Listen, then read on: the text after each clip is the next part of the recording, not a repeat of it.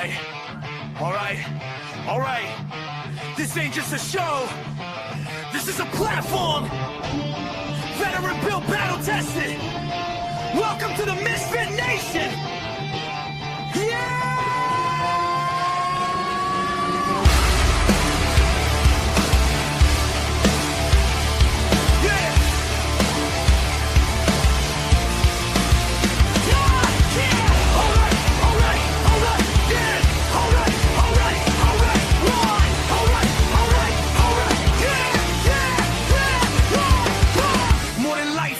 In a room, built from boots on the ground, now we breaking the rules. 2 vets, 1 leader, painting the sound, turn scars into sermons, let them echo around. Artists with truth, musicians with fire, actors backstage chasing something higher. Entrepreneurs bleeding just to get ahead. If you fought for your dream, yeah, you are what you said. If they told you no, if you still came back, if you fell to your knees but you stayed on track, this is your voice, this is your flame. Say it loud, remember the name. No salvation, just elevation. We rise again. From the fight to the end. We are the MisFitNation. No damn labels, no damn cages. If you're still breathing, you belong. Turn it up. This is our song. Yeah. This is our song. Yeah. Veterans standing with ghosts in the chest. First responders running in while the world second guess. Gold star names carved deep in the soul. Your story ain't over, we carry the whole. Coaches teaching mindset, breaking the chains, turning barely alive into owning the pain. Truth over polish, scars on display. If it's real, let it bleed. That's the MisFit way. If it's heavy right now, and the dark feels cold. If it's heavy right now, and the dark feels cold. If it's heavy right now, and the dark feels cold. It's Aubrey right now. We're the more than you know. 9888, don't walk alone. Veterans press 1, bring it home. Don't trade forever for tonight. You're still needed in this fight. We are the MisFitNation, built from scars and dedication. We rise again. From the fight to the end. We are the MisFitNation. Every voice is fabrication. From the silence to the scream, we're strong. Welcome home, you belong. You belong. You belong. Oh wait, you. Oh wait,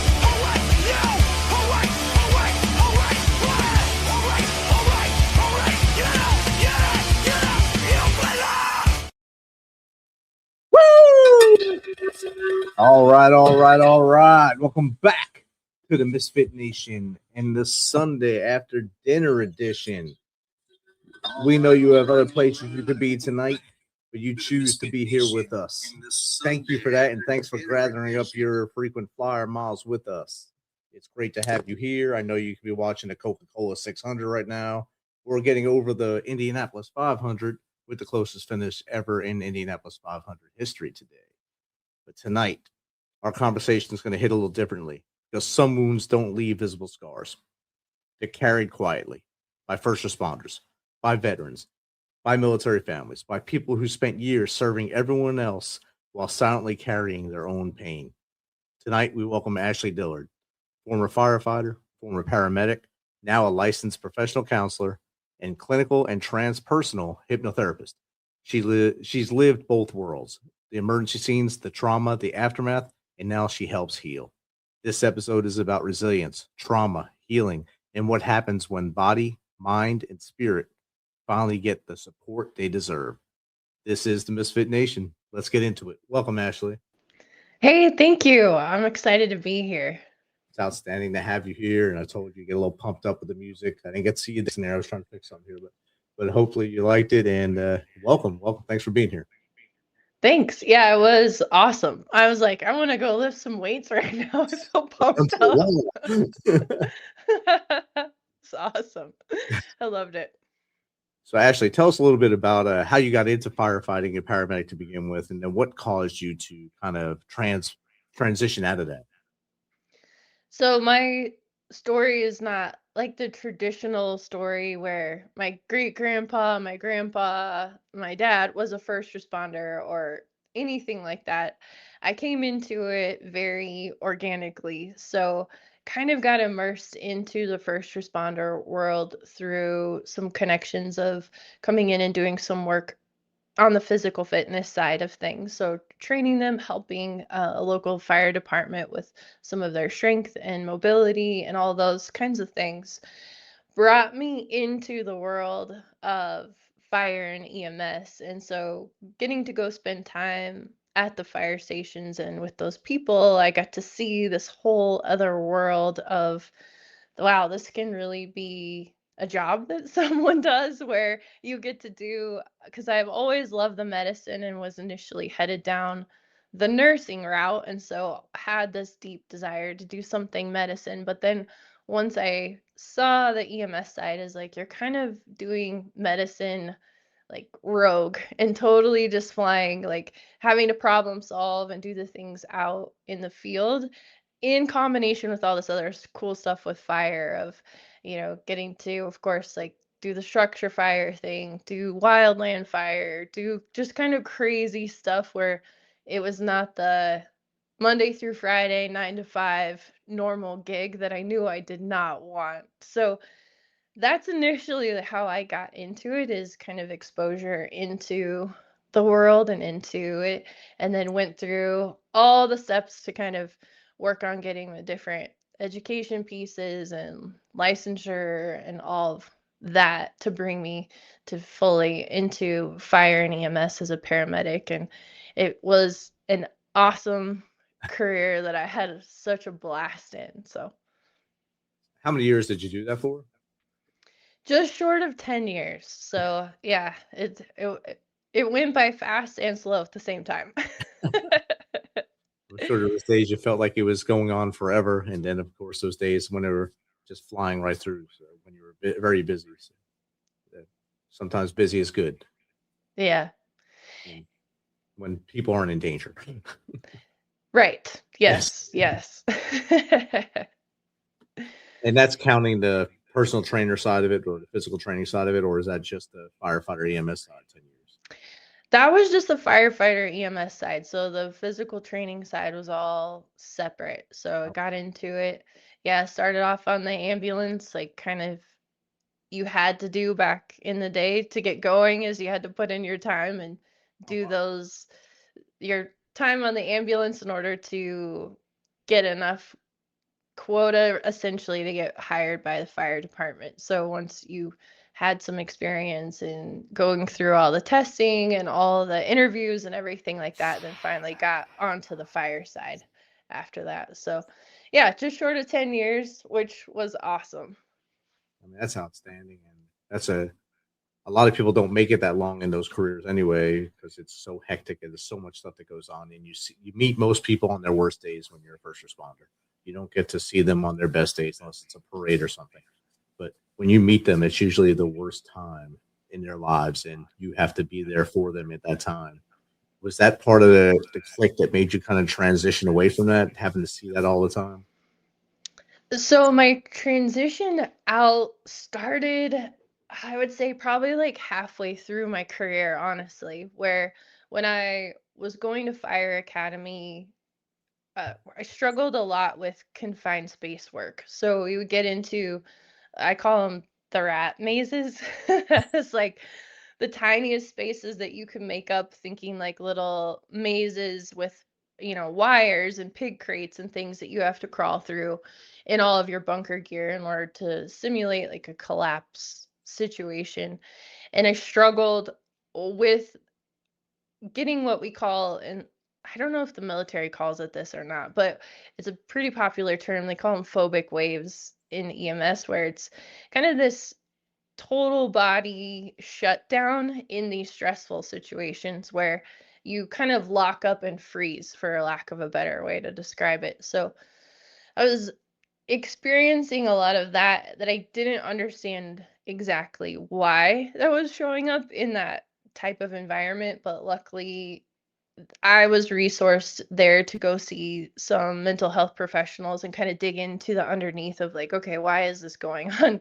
Why is this more? It's not a, f- a body response, it's something that's triggering in my mind. And so through some deeper work and particularly work with hypnosis, I was actually able to identify that it had nothing to do with actually being in the space. It had nothing to do with wearing my mask or being blacked out or anything like that. It had to do with unprocessed stress and trauma that was held in my mind, essentially, that my body was feeling like we were going through the same scenario over and over when that stress button essentially was getting pushed. So I lost a friend and a crewmate to suicide about that 4 to 5 year mark into my career. That was pretty profoundly impactful for me.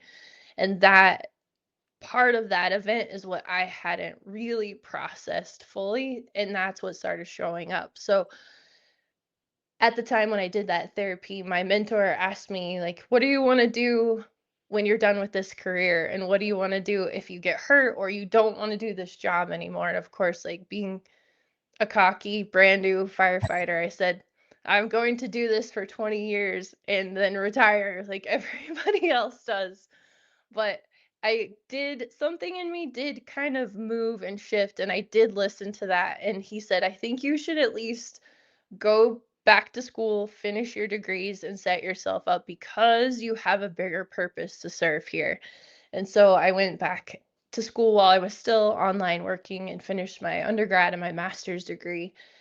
By the end of that, which was kind of closer to the time that I actually left, I just started to have like a big shift within me as well of not only did I know that I needed to advocate for myself differently and make a different choice because I was headed down the route of burnout beyond all levels and really high compassion fatigue, disconnection from humanity. Like it was, I did not look forward to going to work towards the end of my career. It was just really like I was not excited to do. I was incredibly burned out. Um, And so I decided that I was going to move into a season to become a different kind of helper, not just for what I needed to do for myself, but because I could see with the people that I was working with, there's a really big method of suffering in silence and a lot of stuff that's going on, a lot of behaviors that are going on that we just don't either feel worthy of getting help for or think that it's bad enough or just kind of put ourselves last in line.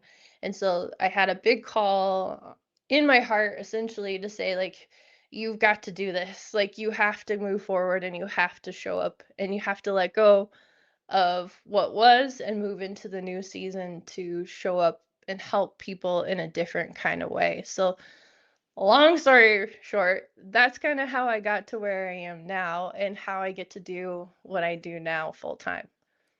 Wow. And when you talk about the confined space, doing that in the military, we'd go into coverts and such with level A suits on, which you're familiar with as well. And our guys would get in there and they get into almost that anxiety mode when you can't see and you don't know what's in front of you, and they'd do that same thing. They'd freeze out, and you'd have to either do that shaken baby syndrome, get them moving, or drag them beyond you to get by them to work the problem. Mhm. Mhm. And you were saying that I was going back into, I guess, flashback mode. Thinking, wow, remember the dark, falling into big puddles of like pools underneath the ground. It's amazing. And then you found your way out, so good. Yeah, it's wild. It is a wild experience for sure. What was the worst, I guess, call you had to go on as a firefighter or EMS? um Whenever people ask me this question, it's always like hard to come up with one particular one because I always have like a certain few that tend to come up when this question comes up for me. But I would say just in general, anything having to do with kids was very difficult. From abuse situations to um, kids who were neglected or not taken care of, to kids that were um, just like anything with kids. It was really hard. I think that was one of the most difficult when it's a situation where somebody can't defend themselves or someone can't take care of themselves, and people just making really poor choices, and then kids being the victims of that. Those were always some of the most difficult ones for me to be Yeah. with, and those took a decent amount of my own work to kind of let those go and to be at peace with what happened there as well, because it's just hard with kids. And so I would say, without just picking just one, I would say kids calls for sure, the most difficult. And I think that's in any profession where you're going into in the response world. Kids is the worst thing you have to deal with, especially if they're in trouble or they are hurt or they're seeing someone they love pass away, and you have to be that first person there for them, and that's something that sticks in your head forever. And whatever actions you make on that scene is what they're going to see forever as well. And that's the turning point for them, and especially what you're doing now in counseling and the hypnotherapist, you can see that what the trauma that's embedded in people's heads from maybe an early age, maybe 3, 4 years old on, you can still have that problem as they get older, and you're the person now that can kind of help them unlock that. Oh, most definitely. I think it starts even before you're born in a lot of ways, Wow. is that epigenetic trauma or things that get passed down. That starts even before you're born. So people can have stuff that's affecting them in the here and now that they weren't even like really like physically present for. And it makes a really big, profound impact on them overall. It definitely does. And I was looking at your profile, and I was reading the hours of classes. You had to get 500 hours of training and 5,000 hours of professional experience. That's a lot of time. And we were talking earlier about time and how you just enjoyed doing your yard work today. And now I know why, because all this, the clinical hypnosis training, 500 hours, 5,000 plus hours professional training. How did you manage all that? And at any point during that, did you say, wow, this is too much? Sometimes when I was still working online, like that was tough. So, because we worked 48-hour shifts, so we had 48 hours on, and then had 96 hours off. But towards the end, when I was in my internship, I'd spend my 4 days off at the therapy office at the clinic, and so you really don't get a time off. So that was a big grind, I think, for me, of trying to navigate that. And I mean, you have already the demand of being on shift, but then you have a different demand on you when you're sitting with people and doing this kind of work. And so, kind of, that was another big catalyst as to, okay, something is going to have to shift because I'm not going to be able to do both things in a healthy way for sure. Right. But everything else is so funny looking back, because I'm like, man, did I black out through all of that? Because I don't even honestly know how I made it through. And I promised my husband I would not like do any more official schooling, as alluring as a lot of it is. I promised I would stop and just kind of smell the roses for a while. So, but I love the learning, and when you find your mission and your passion, it feels awesome to do the work. So it just doesn't even feel like traditional school. I just soak it all in, and I love learning as much as I can to be able to pay it forward for others. And it's something I like to share with here. That sometimes, like, you have found your purpose, and it's no longer that you got to get up and do something. You get to get up and do something and help others now, and you strive for that. That's your drive every day. Yes, you promised your husband no more schooling, but you're obviously a life learner, and you want to keep learning better ways to help people. So it's going to happen, and you're going to break that promise at some point. I can feel. I think he'll be all right with it. What's your typical day like now with as far as client load? Well, typically my sessions are 2 hours long, 2 to 3 hours. So I usually only see 2 to 3 people a day.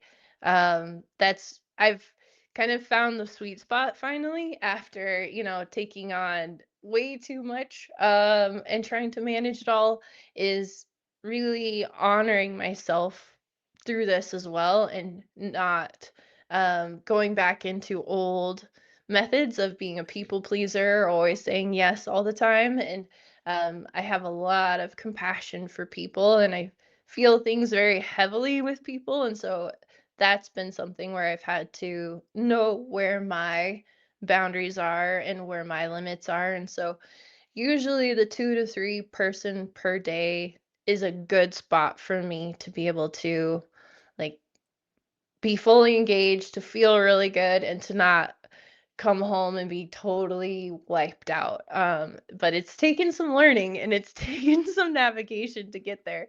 But that's usually what I like to do, especially because my sessions are definitely a little bit longer than most traditional therapy modalities would be. So, Yeah, if you're doing three clients a day, that's 6 hours plus ramp down between them. Obviously, you have to do some kind of cool down between clients, or you won't even be present for the next client because you'll still be thinking about the last client.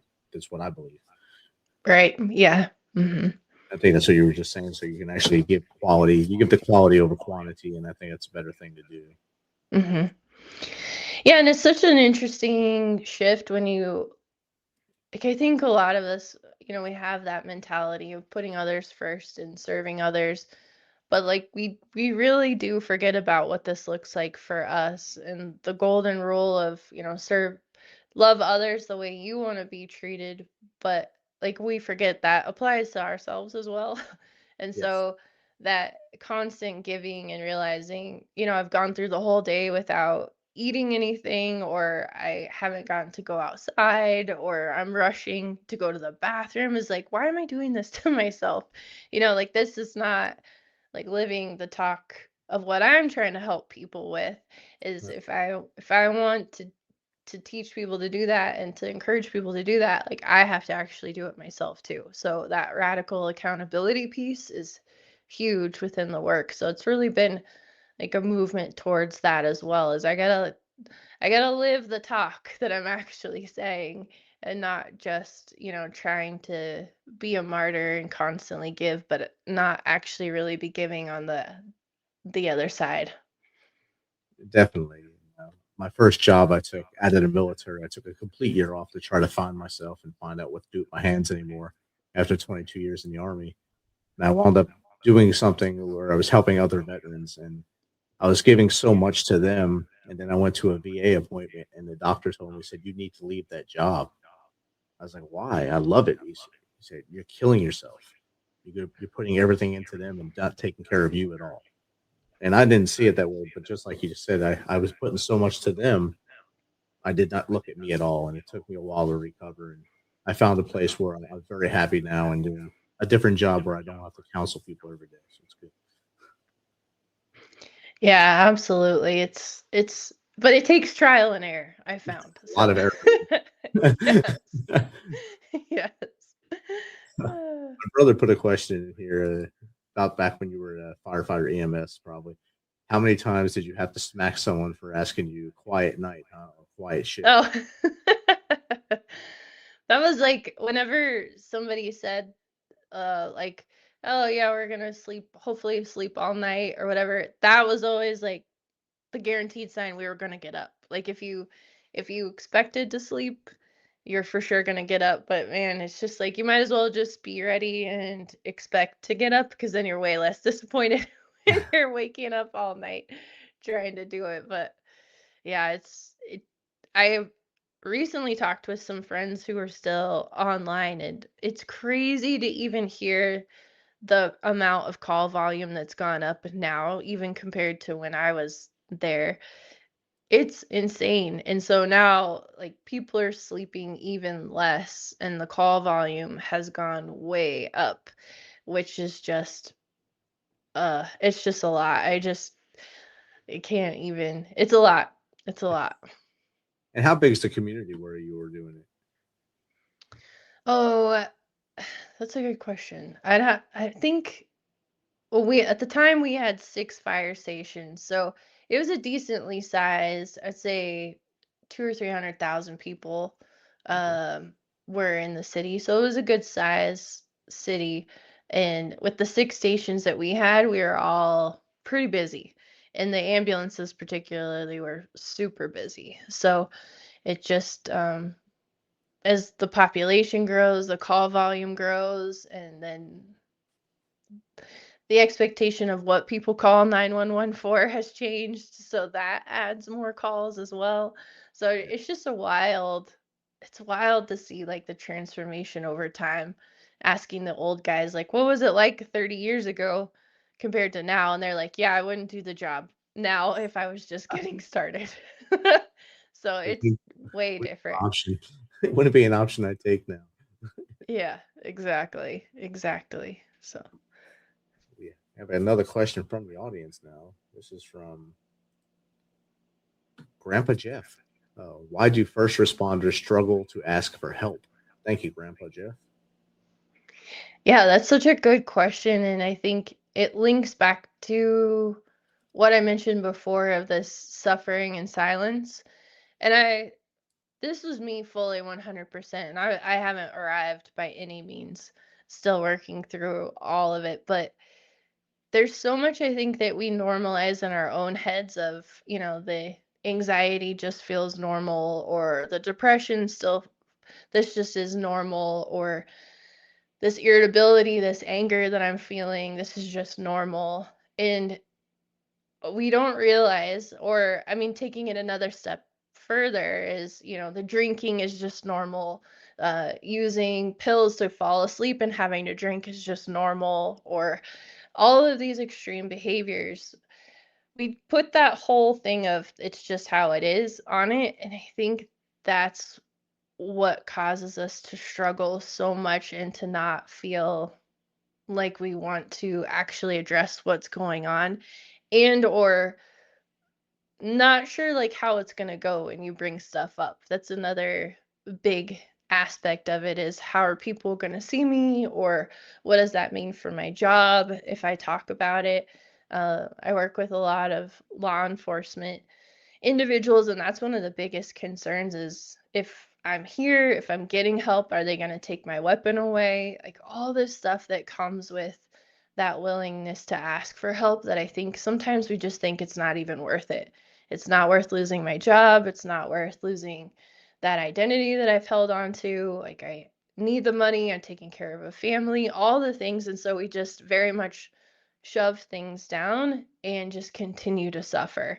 And I think that's honestly why it is that way, from first responders to military, everybody who's in that kind of public safety realm, is we just don't, like, we just get familiar with the suffering and we just stay there. And you find ways, like you said, to, I guess, cope, either drinking, drugs, or adrenaline-based sports or stuff like that, just to try to replace that problem and make things go away. And I know for the military, when the global war on terrorism first started, if you were a leader and you asked for help, you were definitely not going to be looked upon the same way anymore. So many dudes and dudettes did not ask for help.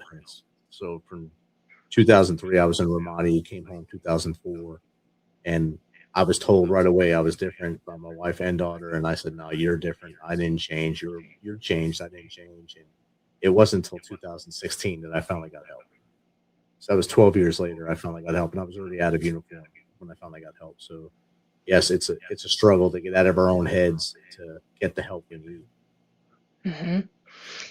Yeah, I see that with a lot of military veterans that I work with too, is they it's just an interesting aspect where you do have to be willing to go to the places that you may not want to. Like you do have to be willing to look at the boxes that we've compartmentalized things in, to realize that it's not a bad thing, but you can only fill up your garage with so many boxes before you turn into a hoarder and it's overflowing. So there is like I think a fear too around I just don't want to go there. I don't want to look at this stuff. It was incredibly difficult to go through in the time, and that requires some courage and some vulnerability and some willingness to do that. But those are all the things I think that are keeping you from being free, and they're causing more of that suffering for you. And I always try to like help empower people that you can get through it. You can definitely heal through it. There's no expectation and there's no timeline, but this whole method of suffering does not have to be the end all be all. And you can very much heal and transform and like really like experience life in a whole different way. Definitely. And it definitely doesn't have to be the end of everything. It doesn't have to happen within a football game, 60 minutes or whatever, to get your healing. There's no real timeline, and no two of us are the same. So you have to be able to realize that you're not going to be like the person that's in the waiting room with you. You're not going to be the same way they are, because they're going to heal differently than you are, and then you may have more stuff, or they may have more stuff than you, more baggage, and you have to understand that when you go in, it's a clean slate for you to start, and whatever you lay out is what you're going to be free of, and that's what you got to understand coming out there. Hmm. Yeah, I would say it's a journey with no finish line, is because you can't, it's not fair to put that expectation on yourself or use that, I should be feeling this way, or this shouldn't impact me anymore. This happened, however long ago. But really just taking it's your experience, it's your journey, and it's your method of healing, and not compared to anyone else. It doesn't really matter. Like, this is about you. But not having any expectation on any arrival point, or because it's just life is so complex, and our buttons get pushed at different points, and life continues to be life. So there's going to be things that come up. It's just how it goes. But I think that's just a big, if people can make that shift in their mind, that's really empowering and really helpful going into this process, and just accepting it, that it's a journey.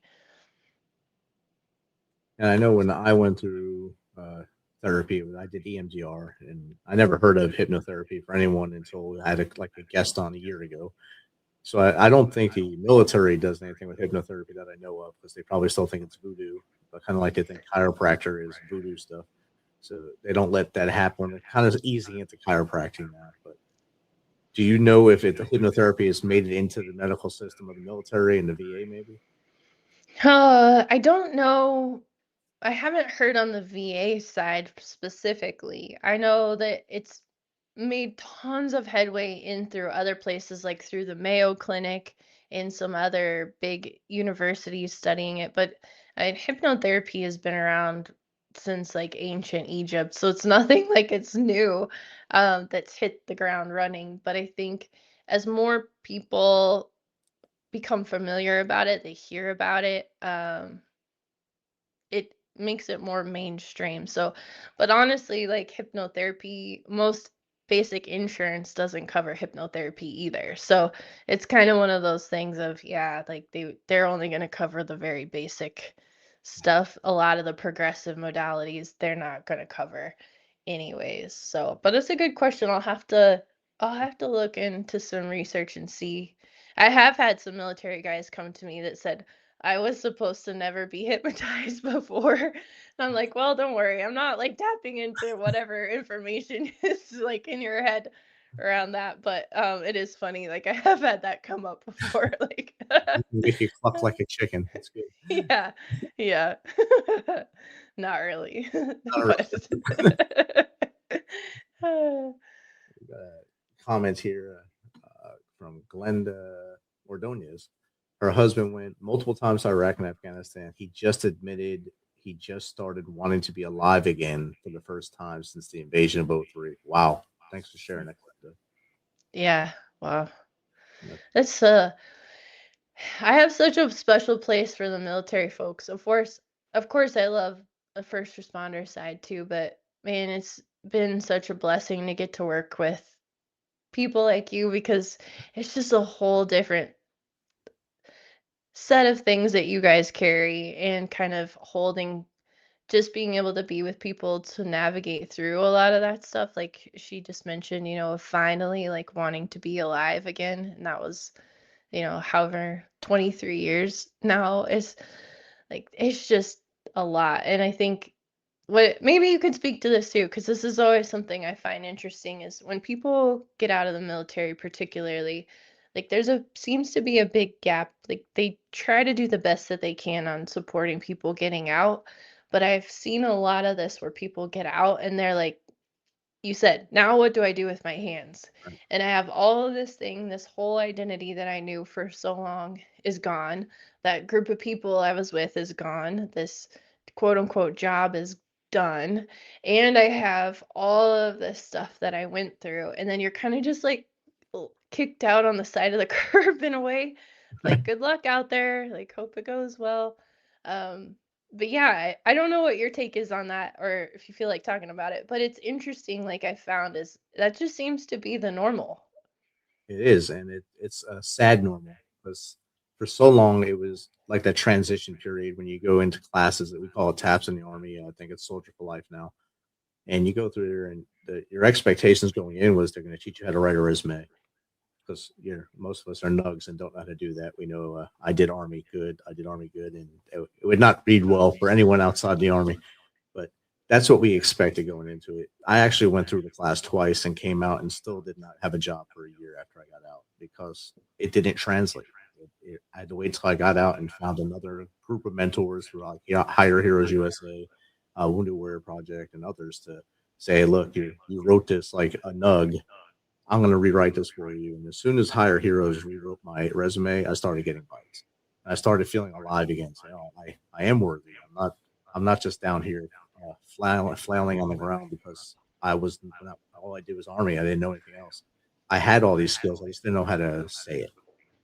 And a lot of us, when we come out, like I said before, you don't know what to do with your hands because for X amount of years, I don't care if you did a 1-term, 4-year, 4 years, or 22 like myself. In that period, you know what you're doing every day, all day.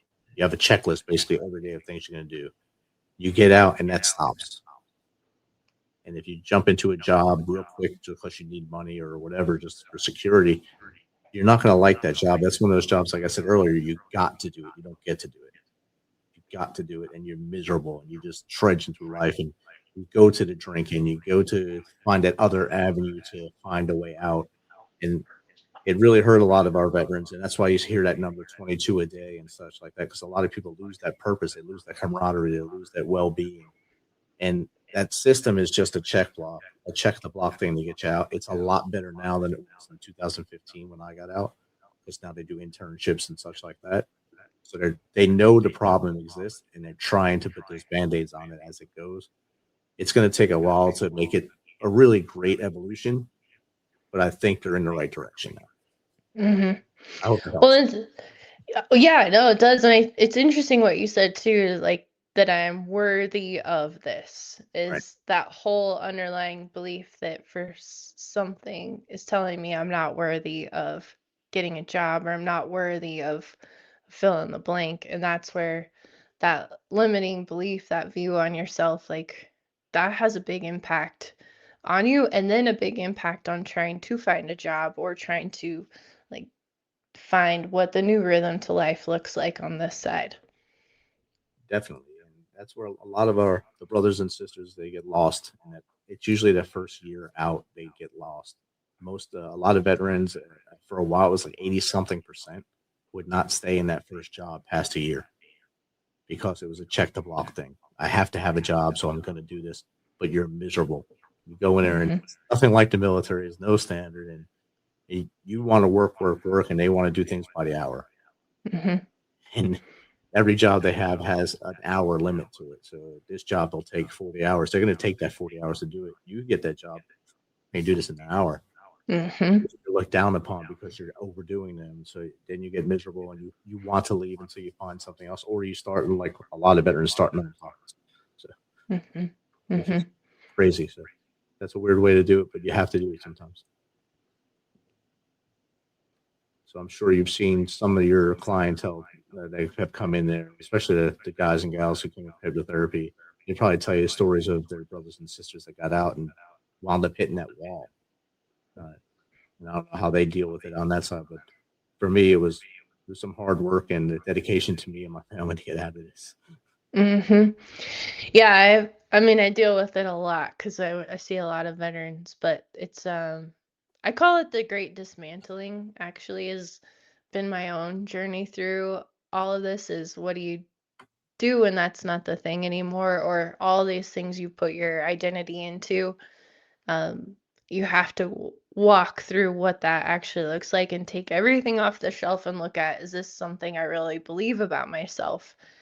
And yeah, I see it a lot in everybody really. Like it's kind of across the board, but particularly with the veterans of we have to kind of close that chapter and make peace with it in a way as well of stuff that's like your song mentioned the ghosts living in your chest is a really good metaphor that it really is we have to put those ghosts or be at peace with the ghosts and let them go in order to keep you moving forward and so that you don't get stuck living in the past or these old things are just on repeat for you over and over. And one of the biggest things I think I noticed in the work that I do, because I do a lot of work with the nervous system too, which is kind of a missing link in a lot of traditional therapy, is a lot of times we'll store all of this within our nervous system. And so going to the gas station, your nervous system doesn't know the difference between that now and being deployed in Afghanistan.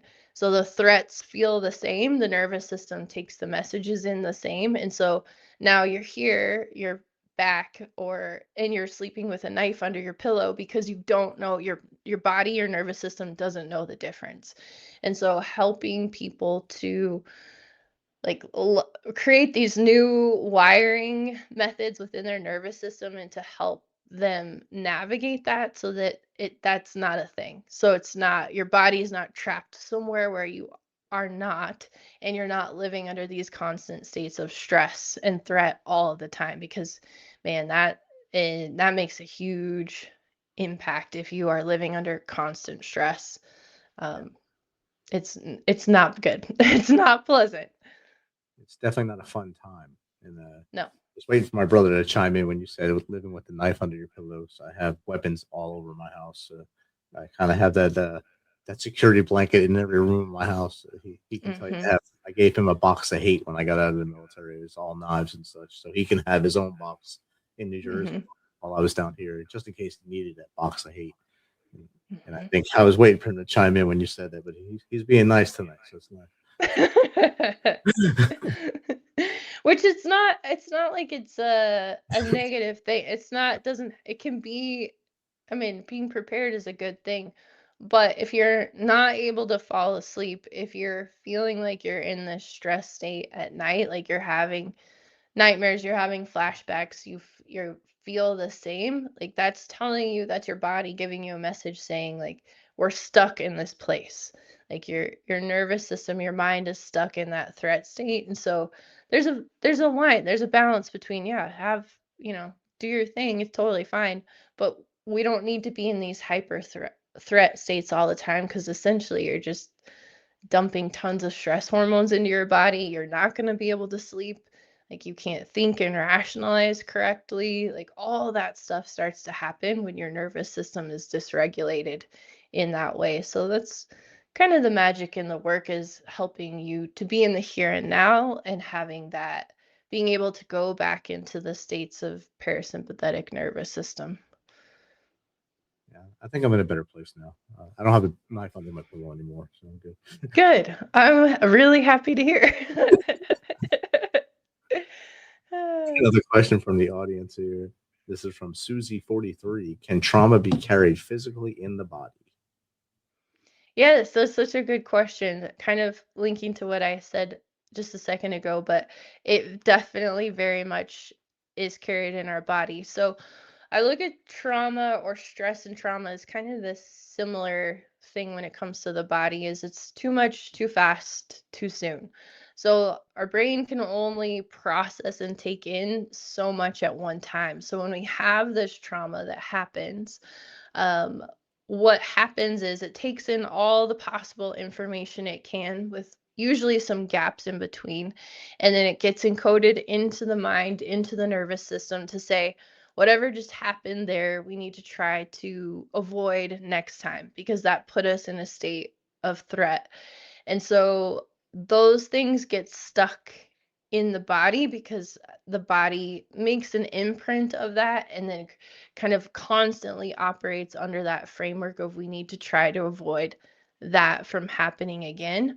Or we start to see other symptoms show up. A lot of like digestive symptoms, headaches, sleep issues, like we talked about. All of this comes back to stress and trauma being held within the body. It's pretty fascinating how it all kind of works in that way, but hopefully that answered your question. I'm pretty sure it did. I mean, I understood what you said, so it had to be good.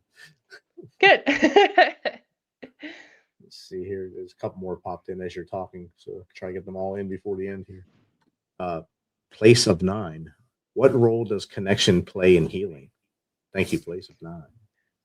Oh my goodness, I love this question. So connection is so important. I think we realize that healing doesn't happen in isolation. You can't heal without having connection. But I will say, finding the right connection. So sometimes during your healing, I think you have to evaluate what's actually healing and helping and what's not. And sometimes that requires you making some adjustments around who you find connection with or what you find connection with. But finding your community in this work is so important, whether it's a mental health professional or someone along that side, whether it's a peer support group or even listening to this show, this podcast today is part of the connection piece, because I really truly believe that when you heal, I heal too. And even by us having this conversation today, we're both helping one another.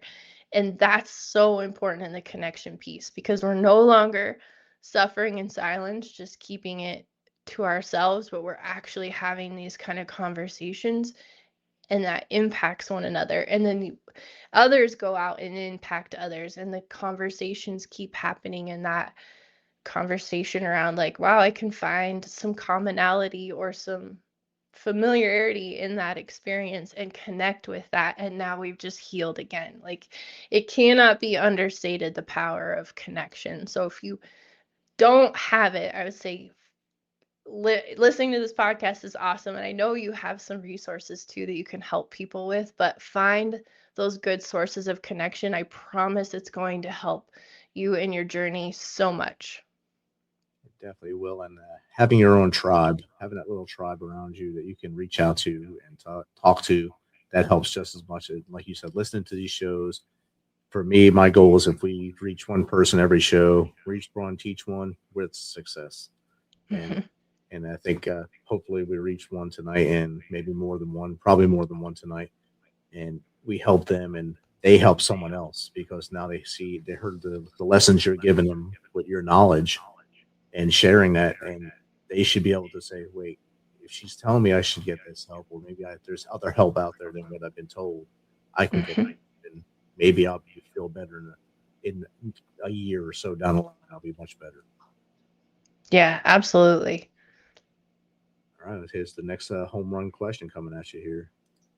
It's from Palm Face 29. How can leaders better support mental health?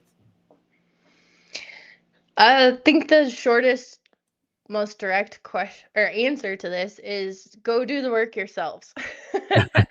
So it truly does start from the top down, and I think if you have a ton of stuff that's keeping you from being free, if you have a ton of stuff that's like residual dysfunction and all those kind of normalizing the suffering like we talked about, how can you be a good leader? Because again, it doesn't work like that. So I think the leaders taking the initiative and going out there and having that willingness to do it and to talk about it is massive, because then it's taking away that stigma, it's taking away that fear around what's going to happen when it's normalized around, no, like everybody goes through this, everybody gets the help that they need, everybody uses these tools, whether it's regular therapy or hypnotherapy, EMDR, neurofeedback, all the things are just tools.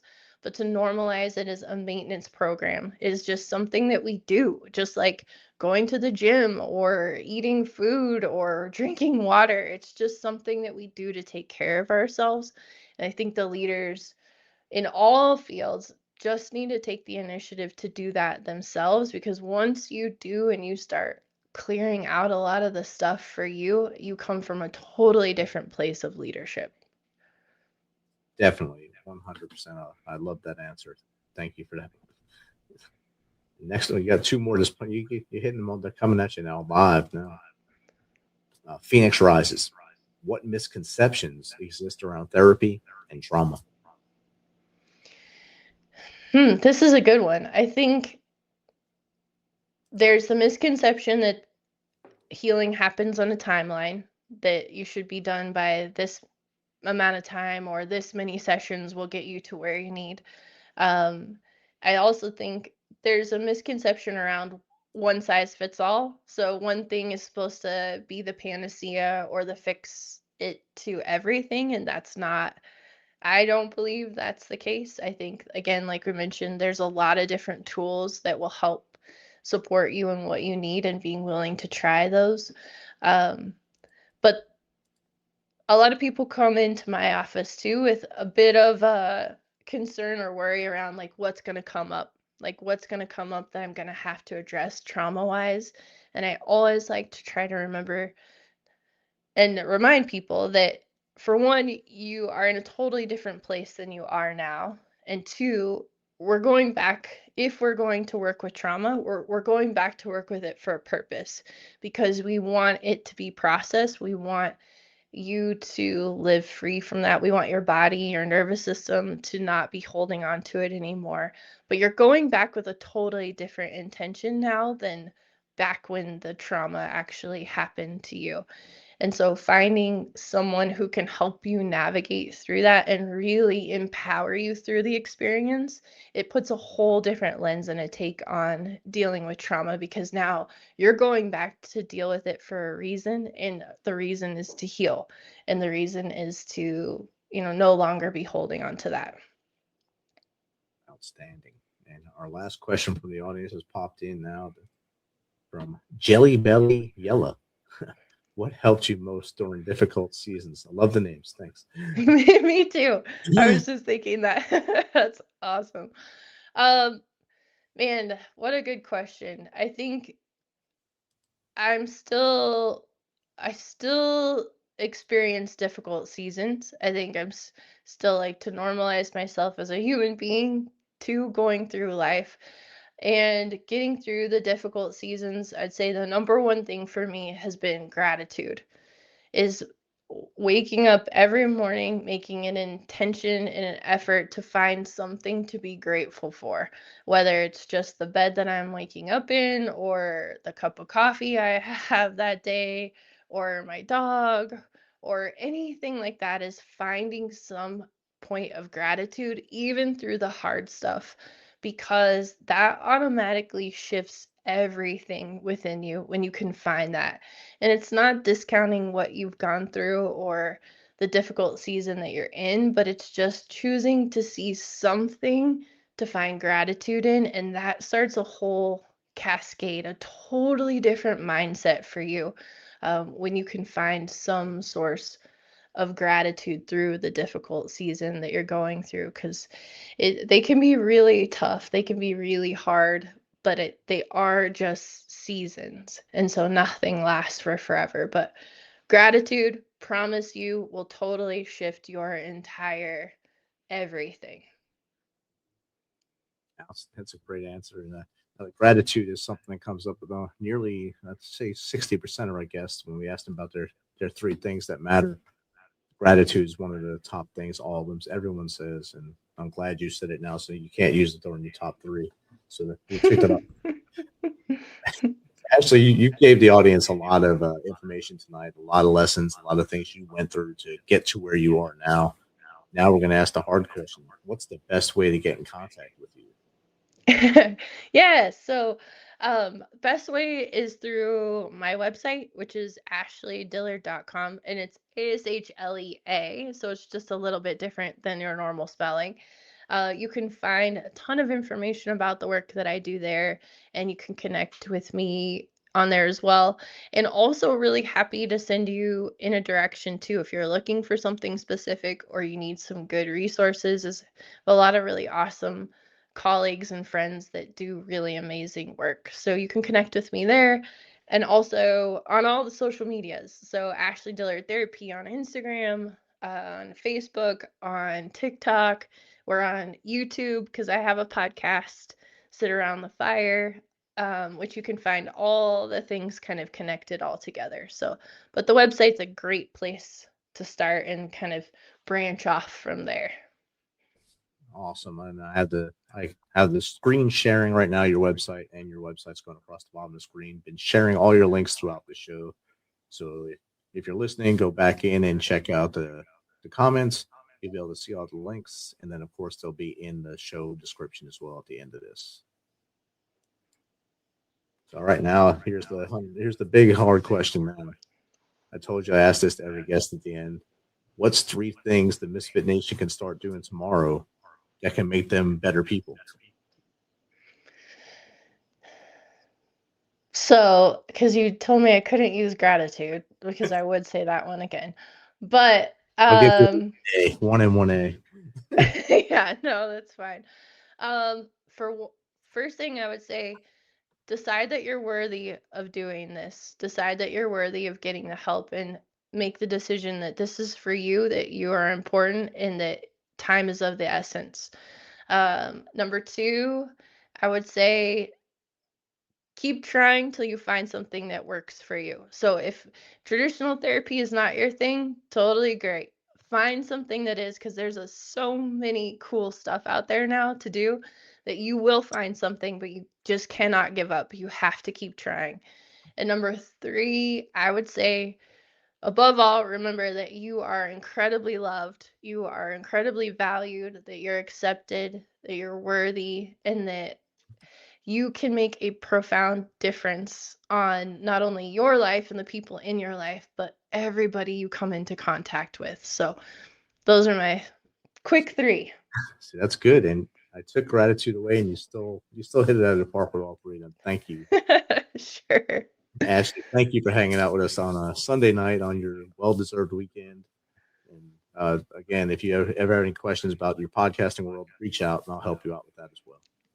Awesome. I would love that. I'm still a newbie, so it's just a little over 2 years old now. So yay. I can take care. I have a whole network of other podcasters too if you have other questions. Okay. Awesome. I'd love that. We'll put you under a wing and help you. We'll give you a little counseling. Yay. Good. I'm all in. All right. Awesome. Misfit Nation, I hope you got a lot tonight out of this conversation with Ashlea. She has taught us a lot of things about what she does as a counselor, what she did before as a first responder, and how she's helping people through counseling and hypnotherapy now, and things she can do to help you along the way. Go to her website, ashleadillard.com, and reach out, link in with her, and get the help you need. And remember, if you're feeling that darkness, do not give in. Do not make a permanent solution to a temporary problem. There is hope. I know I'm saying it's a temporary problem, and you feel like it's a bad thing for me to say because I'm not in your shoes. But if you work through the problem, have people help you, like we talked about earlier, having a tribe, get your community together, we will keep you through this. And get the phone a friend card out. In your wallet, I told you, write down 3 names. Call those 3 names. They want you here. If you're afraid to call them, dial 988 and follow the prompts. If all that doesn't work, contact us. info@themisfitnation.com, Jake@themisfitnation.com, or Steven@themisfitnation.com. We will talk to you until we'll get someone local to you to get to your house and help you, and make sure you're with us tomorrow, because a day tomorrow with you is 100% better than one without you. So Be humble, stay hungry, and keep hustling because we are the Misfit Nation.